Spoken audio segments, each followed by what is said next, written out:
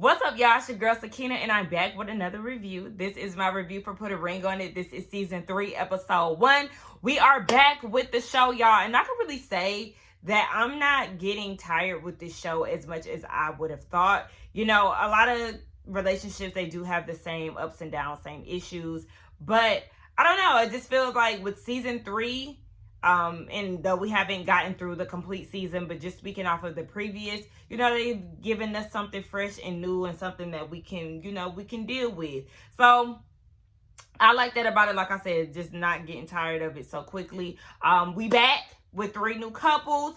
Let's go ahead and get down to it because y'all know I am pushing these videos out today. Y'all know I am 4 videos behind. This is video number 3. I have 1 more left, and your girl's playing catch up. I don't really like to get too much into too many videos in one day because your girl start to feel overwhelmed. But like I said, I'm going to push my stuff to get these things out to y'all, and we're going to talk about these shows. So let's go ahead and get into it, y'all. We already know about Dr. Nicole and her infamous slick back pony. Dr. Nicole, I love you.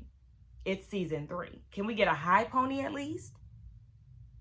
Just a suggestion. That's just a little suggestion. Just want you to switch it up a little bit. Like, that's it. Just give us a little something. And by the way, y'all real ghetto because how y'all got a whole new set of cast members and still got the ones from last season on y'all website? Can y'all get that together, Oprah? What's going on? No, if we want to meet the new cast, we don't want to be met with the old cast on the website. Like, update that. Anyway, let's go ahead and get into these couples, right? So we get introduced to Alfonzo and Shay. The first thing I noticed with Alfonzo, I said he looked like Jerome from Snowfall mixed with Rick Ross. And I only say he looked like Rick Ross based on his fashions because he had that Versace blouse on in his interview with the cleavage hanging out and a little necklace. Well, it wasn't little, but you know, the big necklace piece. I said, baby, that is giving Ricky Rose all day. But they're really cute together. They've been together for 3 years. He thinks that they're in a good place, baby. Her facial expression said otherwise. They met because she liked one of his pictures and then he slid in her DMs and the rest was history. She said that she just loves the excitement that he gives off and he really thinks that she is his end-all be-all. So, you know, they gonna be in it forever. Word to Cardi B. They were engaged at one point, but then they called the engagement off. And he took the ring back. I said, it's giving Ashley and Hollywood tease. So we already know that's a whole nother set of issues within itself. And it seems like the mom is definitely an issue within their relationship too. So then we move on to Otis and Shalonna. I think that's how you say her name. Y'all give me up until next week to really get her name down. Otis, baby, I kept saying, who does this man look like? He looks like somebody. He looks like somebody. The whole time I was watching it and then it just popped in my head. He looks like Davis from Queen Sugar mixed with a little bit of Montel Jordan, just like a little, like one of them little sprinkles. But he looked like Davis all day. I said, chill, is that your brother? They've also been together for 3 years. They met at a film festival. Initially, his cousin approached her, but his game was weak. So he went in and swooped the day. He swooped in and saved the day is what I was trying to say. And he secured the relationship because obviously they're still together 3 years down the line. She said that she just really loved his teeth. He's very affectionate. He's handsome. And he says that he loves her strength. But that could be that she could be stubborn sometimes. And when he said that, something just started going off in my head. I said, stubborn. Okay, so then they start talking about their issues within the relationship. It's communication.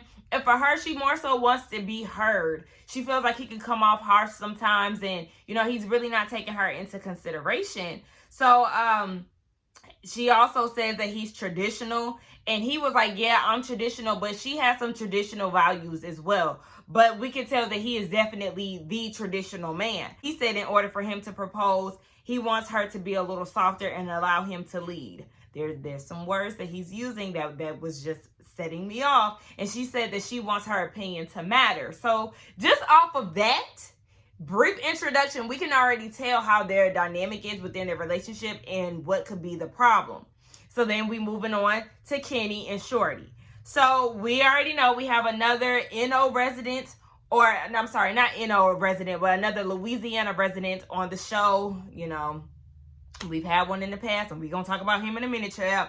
But they've also been together for 3 years, if I'm not mistaken. They met in the club. Met her in the club. Hey, on the bottle showing love. Is it all the bottle showing love or popping bottles showing love? I don't know. Can you party with a thug? Hey, I'm just trying to show you love. He said, baby, this little lady out here is standing on the couches in the club singing Young Thug, and he was intrigued, honey. So she said that really for them right now, he isn't the husband material. She needs him to be financially stable. And I was like, well, sis, can you explain what he does for a living? Because you saying that he's not financially stable. It's giving unemployed or in between jobs a whole lot. So we just need a bit of an explanation of what's going on. And she said when they talk about their future and finances, they just repeat the same thing over and over again. And that's where she gets upset. So we know that she definitely is a little firecracker, a little fireball. He said that she can go off. Don't let that pint size fool you. So she's worried that she said she's worried because she does want a supportive partner and someone that she can count on.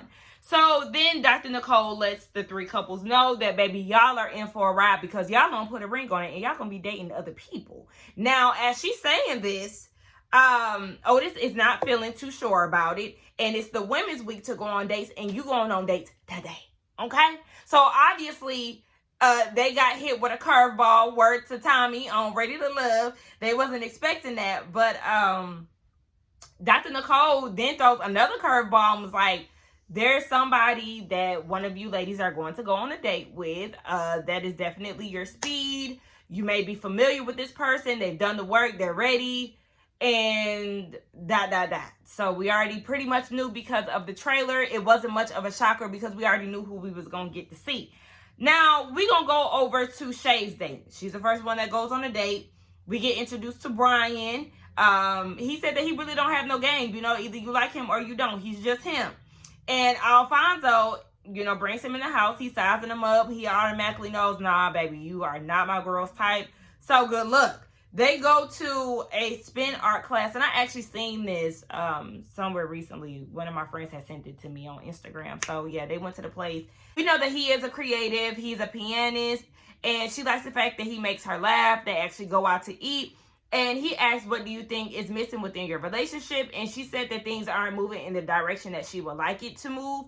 She's actually a family-oriented person, and it's just not, they're not on the same page. So Brian said that he's very close to his dad. His dad is a preacher and all of this stuff. So they give me more so friend vibes than anything. I don't know. I just was not really, she seemed like, you know, she was enjoying herself, but enjoying herself with a friend. Not much so as a love interest. I don't know.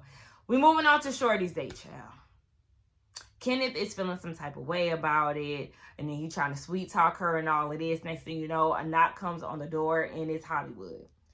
Hollywood from season 1, y'all. We already know, obviously, him and Ashley are no longer together. I already knew this before the show even aired.